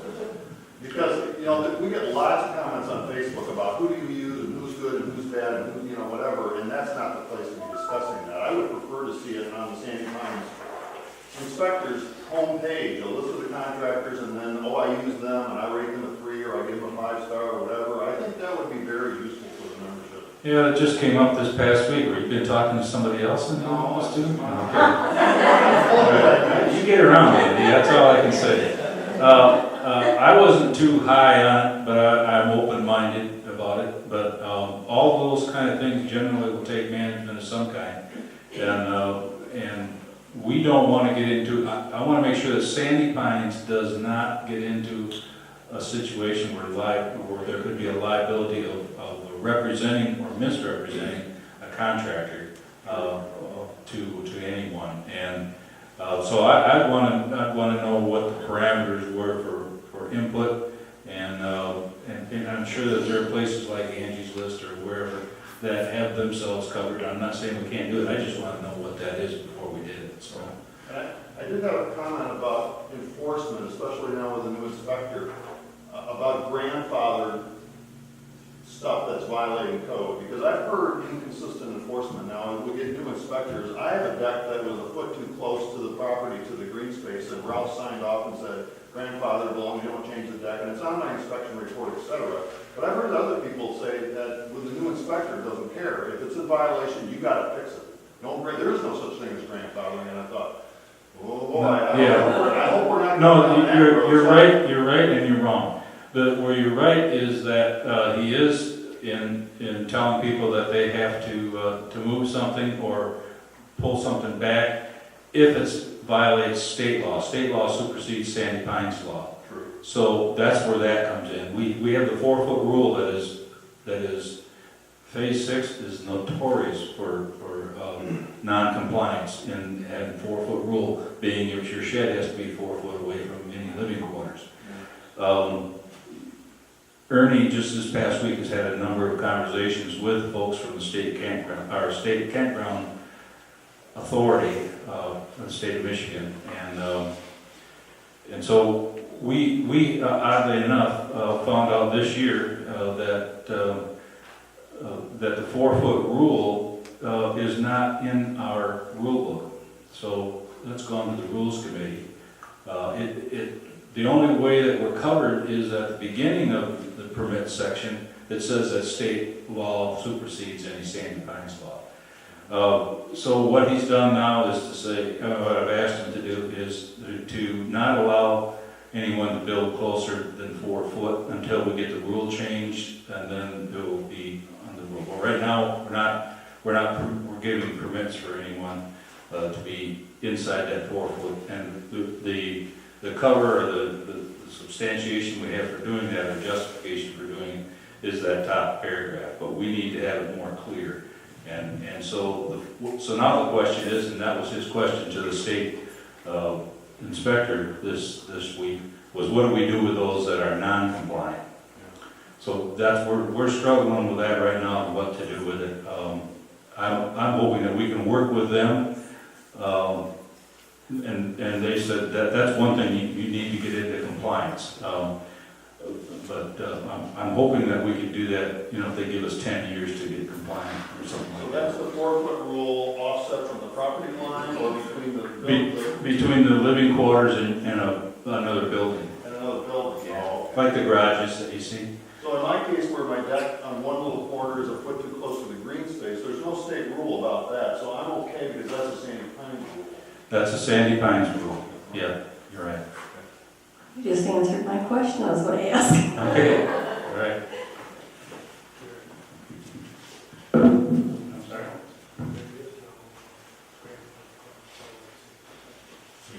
Oh, you were talking to an inspector. Go ahead. I was a fire inspector in my former life. Just so everybody is clear, when we hear the term grandfather clause, and that means you can carry on with things. That works for a lot of things, but anytime it's a life safety issue, especially if it's from the state, the grandfather clause does not exist. So I know if the state makes people start moving sheds, then a lot of people are going to scream grandfather clause. Don't waste your money on an attorney because you're going to lose because it's the state, not us. And I dealt with a lot of people over the years that said, well, it took this long to catch us on this, so we got under 15 years to fix it. It's like, no, you got 90 days. So, or whatever the statute is for whatever law you're talking about. Now, does that grandfather clause go out the window when you sell and get a new owner? And the current owner or the previous owner has to bring it up to code or to the rules? I am not sure. I've had several people in my area, I'm in phase 1, had to move buildings. Yeah. Because they were not in the code. Yeah, I've seen, heard it going both ways, that being that the grandfather clause carried over, and that, and again, it was inconsistent, and that when it changed hands, we've had members, the seller, required to move the building. So I think that's the case more often than not. When it comes to the sidelines, when we just had it this past off-season with a garage that was too close to the living quarters, and that's when we found out about the rule, the 4-foot rule not having been specified in our rules, that we backed off at that point until we get it written in there. So once we get it written in there, that's one thing. The next thing is what are we going to do with those that are too close? Are they going to be grandfathered? Or is the state going to require, like Jim said, 90 days to get into compliance? Or can we get 10 years to get into compliance, and under what conditions will we get? Those are the things that we'll probably have to work on next. Are we worried the state's going to come in with a tape measure and measure every property and say, well, this one, and then to revoke our license? I mean, is that the downside? If you look at our license in the admin office, at the bottom paragraph says we are a non-compliant campground. But that said, in Ernie's conversations this week with 2 different people over there, they won't, this is gonna be surprising probably, they won't exactly say that you have to be compliant, but they highly suggest that you are. And I don't, it's not, the hidden message that I got out of it is we don't have enough people to monitor or manage that issue. So, I don't think it's gonna be a 90-day situation, but I do think that, you know, we need to work toward compliance on good faith for the state and over some period of time, so. Anything else? I have a question.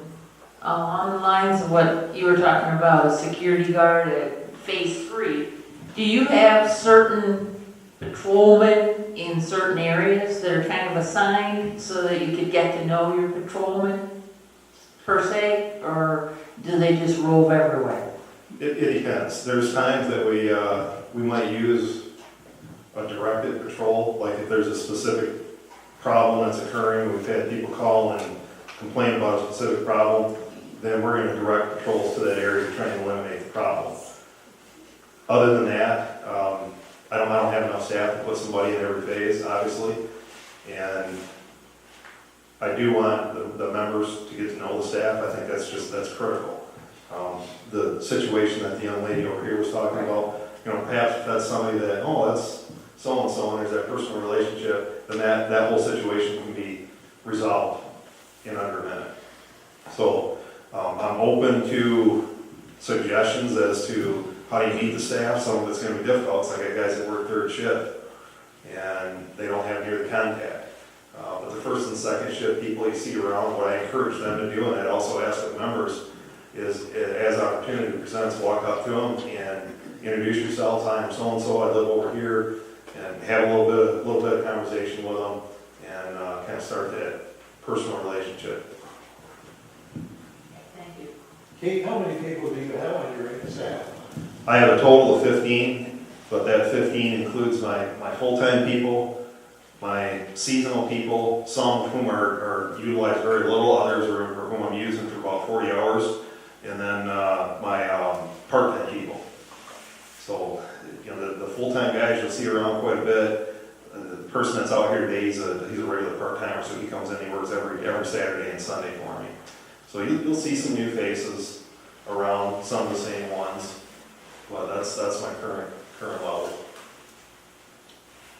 Yes, ma'am. I just want to say I'm really happy that the name changed to Public Safety from Rangers. It makes me feel a lot safer, and I tell all my friends, we have Public Safety, we don't just have Rangers. Yeah, you know, the mission's the same. Yeah. You know, we're here whether it's a medical emergency, fire, crime issues, disputes, whatever the case is. You know, that we're here to keep the park safe, to protect your property. Most of the people that I have working for me, it's not just, I'll go so far as to say all of them. They have a vested interest in the park. I mean, they truly care for the park. They've formed relationships with many of the members, and you know, there's a battle right there in my mind. And those are the kind of people that I'm looking for, and those are the kind of people that we have in here. I've got a question. I got 8 months worth of questions on my list, so I got a very long list. We're gonna have more meetings. I'll save some for next meeting.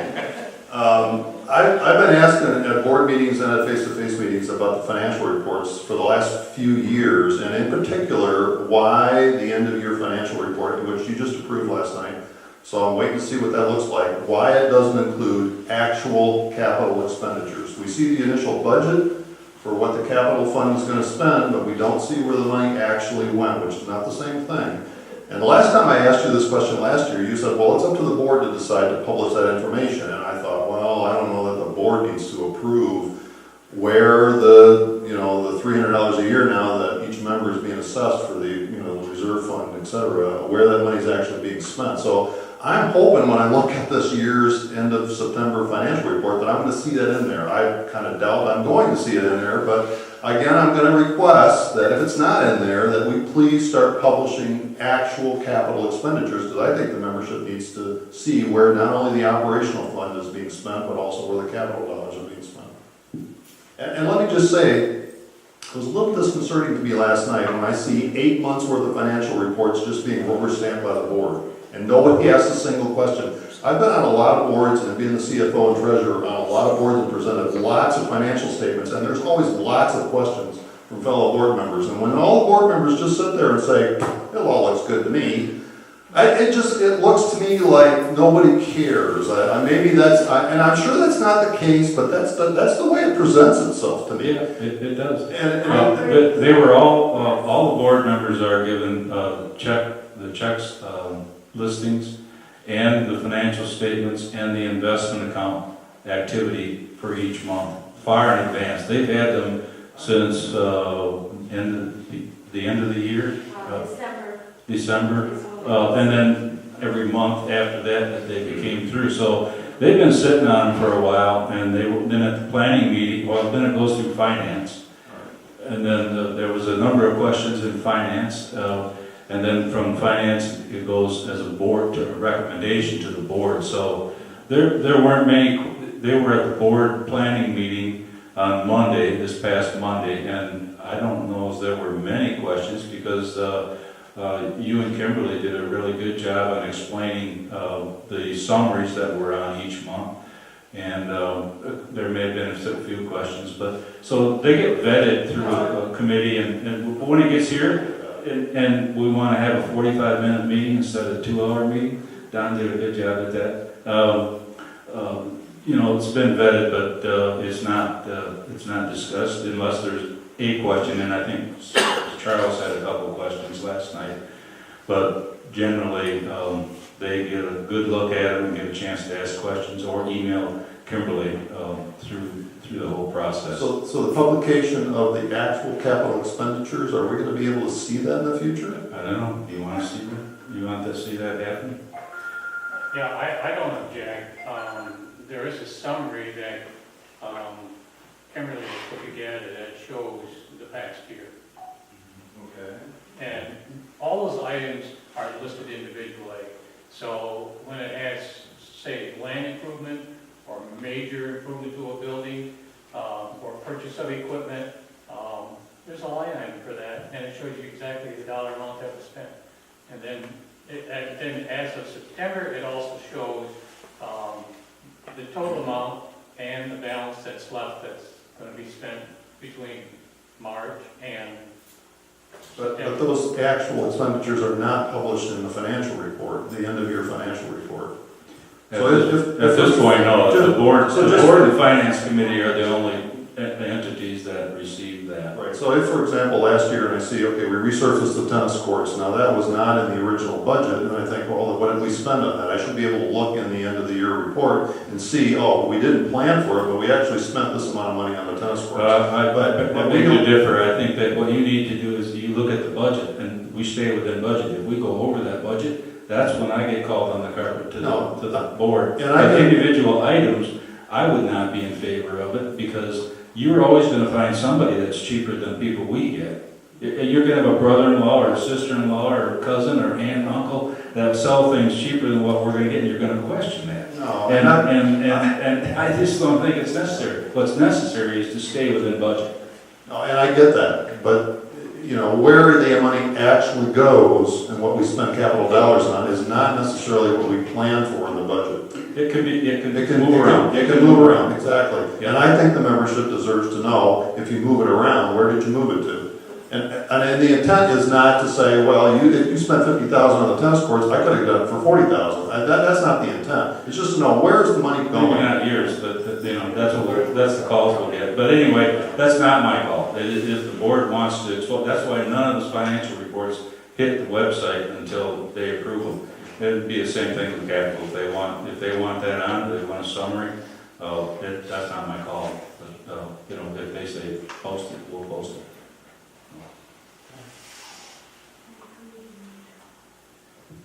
Sorry. I got 2 seconds here. the young lady from Phase 3, which is God's Country, that's where I had my site. The Safety and Security Committee has in the past toiled the idea of a armband and colors. So we're still working on it and trying to get the logistics worked out, plus trying to get other committees involved with it so that it's something we can implement. And I think it may probably solve the problem that you're talking about, that if you got an armband and it's a certain color and the security knows what that's involved, that person probably wouldn't be stopped. So it's in the way making. It may not be done this year, but we're going to try to push it so it's ready to go for next year. So, did that help you in some way there?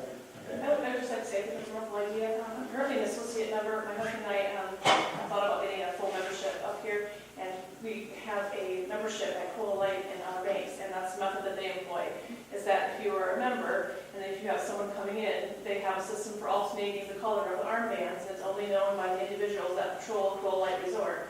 And that way then, for minors, which you're going to have a lot of at the beach, they don't have to carry down their person, and if they go in the water with it, they get wet. If they go in the water part, it's fine.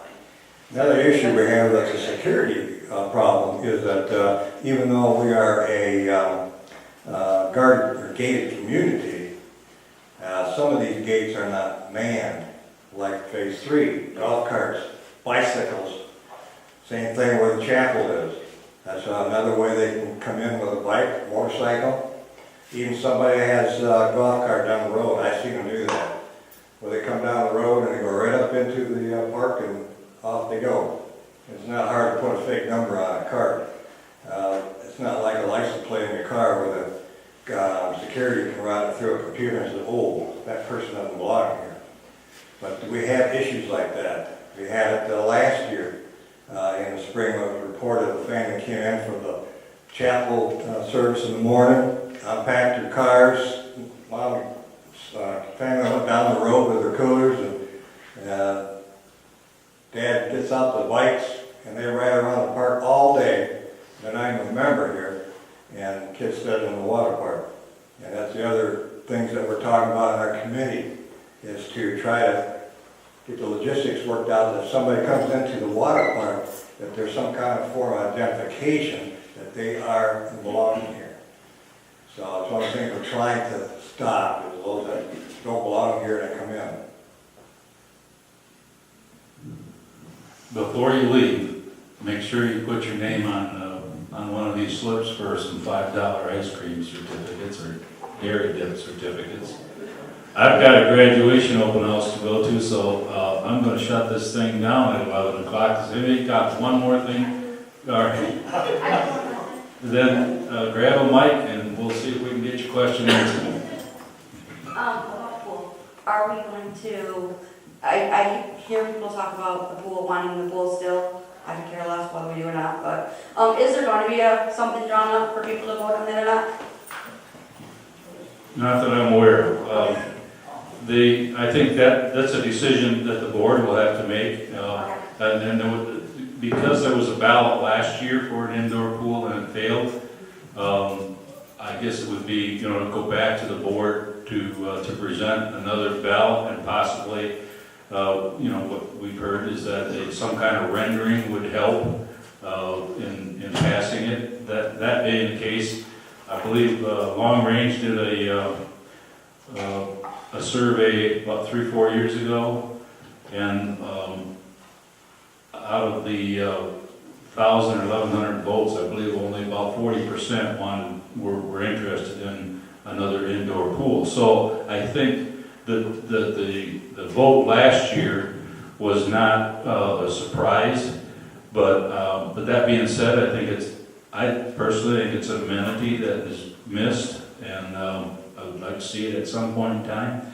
But right now, we've got the capital reserve that was approved. That was the main thing, and the pool was secondary. So we've got about $10 to $14 million that we're going to spend over the next 10 years. How to get a pool in that is going to be another assessment.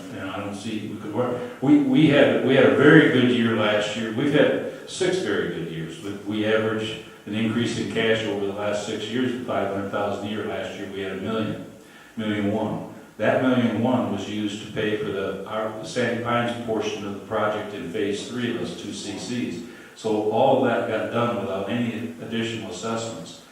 This building across the way, if we are fortunate enough to get that, now my task is to try and find the dollars, or hopefully come up with the dollars, the matching dollars. We have 3 years to do it if it's approved.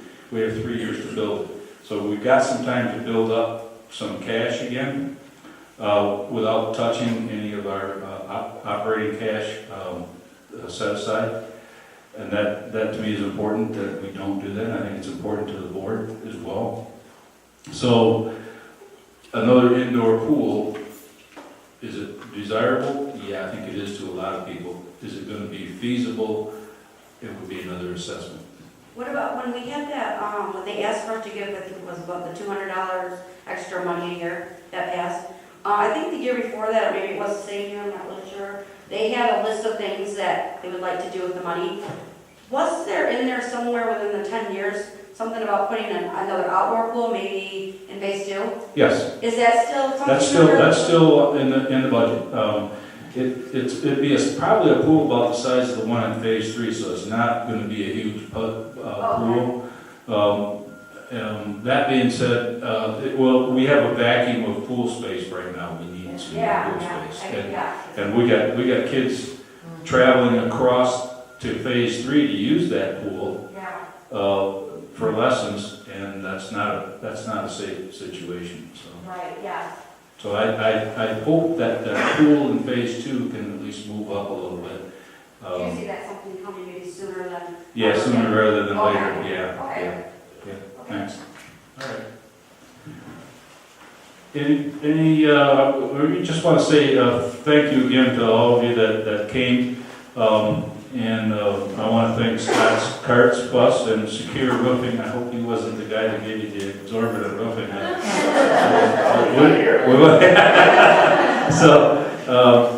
But thank you for coming. I appreciate it. Stay out of the rain today and have a great weekend. Thank you all.